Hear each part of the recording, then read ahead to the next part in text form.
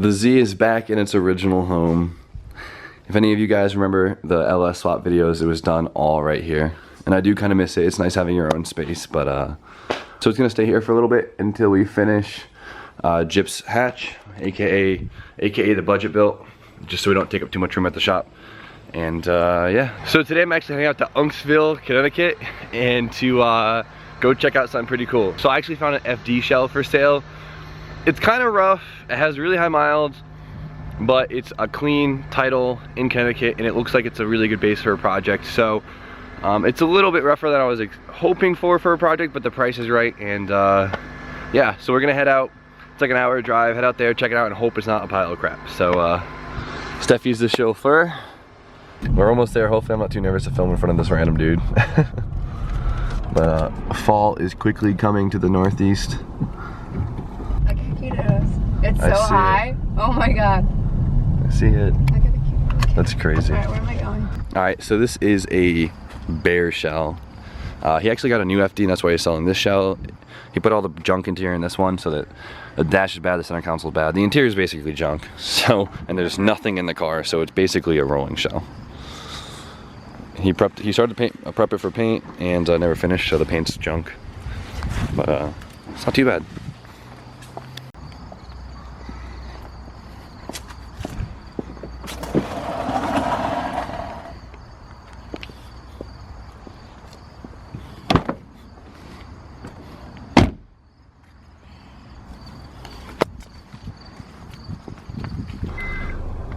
Bye, FD. His neighbor has a Z. That's sick. Alright, so I didn't film too much of the FD because I felt a little awkward, but we just left, and I spent a long time looking at the car, just like you really should any car you buy. It's a pretty bare shell. It doesn't even come with wheels. Like, the thing that sucks is it doesn't come with a hood, doesn't come with pop-ups, and it doesn't come with the wheels, but the guy took it apart to basically make it into a street drift car or a street race car or something, and then he kind of got sick of doing the work, and then he bought a cleaner shell, so he's selling this one.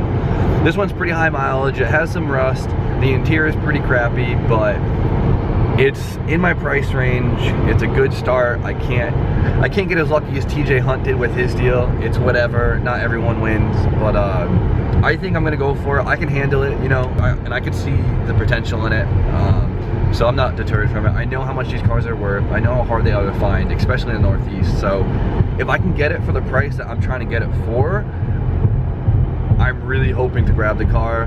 Hopefully the guy's a little bit more flexible with his price, because as of right now, what he's asking for, I cannot pay. But we'll see. We'll see. Hopefully, we'll find out in a few days if I get myself an FD shell. All right, so we just got down to the shop, and RJ just showed up with his big booty G37. So we're gonna put a big old sticker on RJ's car. Yeah, big old sponsor sticker. This is Boqer. This is my British twin. So if you guys literally. So if you guys want to watch an awesome YouTube channel, and he has a bunch of cool cars, he's doing a cool build too, and he's a really good BMX rider, go check him out. I'll put the link in the description. European hill climbs for the win. True. I love him. Boqer is my man crush Monday, so man crush every day. So I gotta hopefully not mess this up.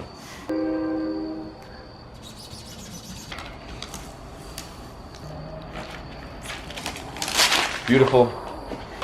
Fresh. Like, comment, subscribe to Boqer.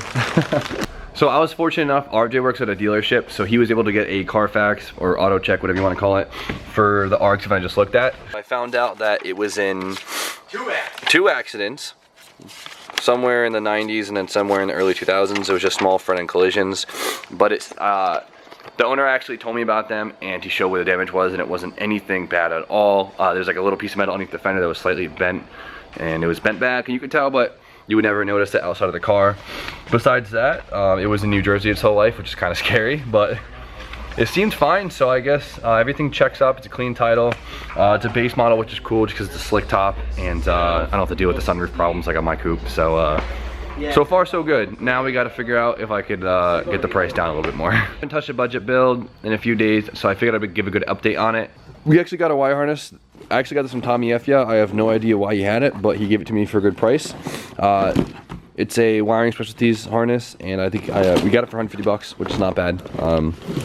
You could always just go with the OEM harness, and you can get those for like 40 bucks anywhere, but I just wanted to deal with something fresh, and it's nice because we also got the trans harness in here too. And then we got our clutch in finally, so we went with the XTD eBay clutch. We've all had pretty good luck with these. It was like $150 for the pressure plate, clutch, and flywheel, which is sick. So I'm gonna be putting this in.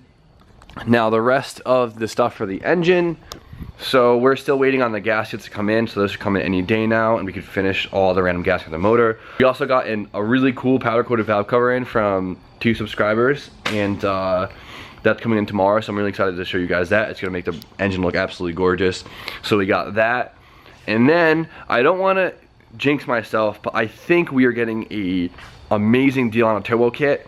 So I know it kind of throws off the budget build idea because it's kind of expensive, but I know the car will be so much cooler KAT, and I know you guys would probably enjoy the process of us turboing it, so I think it's a win-win. I'm super excited. I hope it all works out because this thing would be sick turboed.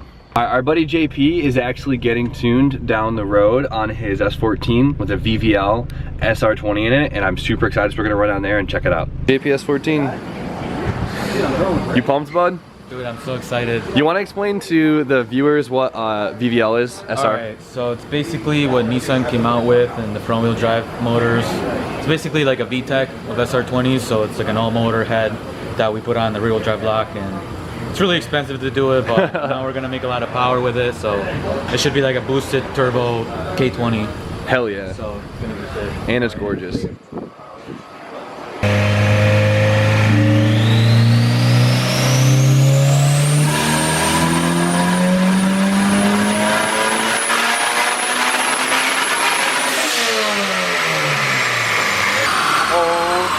Holy shite.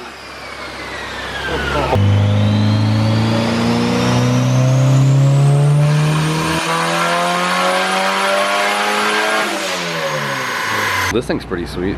RB20 and a Datsun. Badass. What are you hoping for number-wise? 500. 500. 500. Hopefully. His wastegate is giving a lot of issues, which is obviously a huge problem. Boost controller, yeah, but Jamie says he's gonna make it work, so. There you go. Jamie always makes it worse.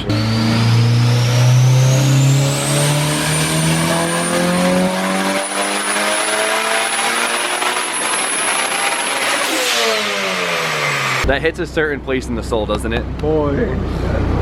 BVL, yo.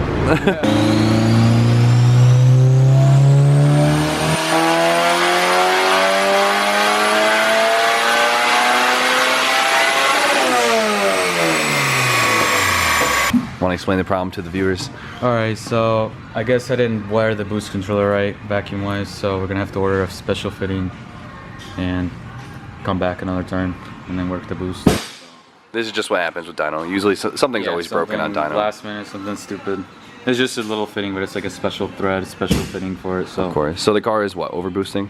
Yeah, it just doesn't want to control the boost. It's just trying to like go really crazy, or there's no in between, so. Alright, so JP has to come back, but it's no worries. It's just part of the game. But next time we see him, he will be pushing 500 horsepower.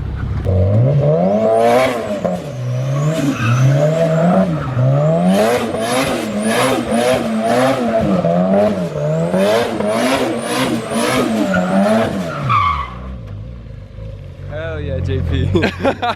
Alright, now we're back at the shop. Drew's car has been running like ass. We can't figure out why, so we're just changing. Putting a bunch of new grounds on it. I changed out an injector already.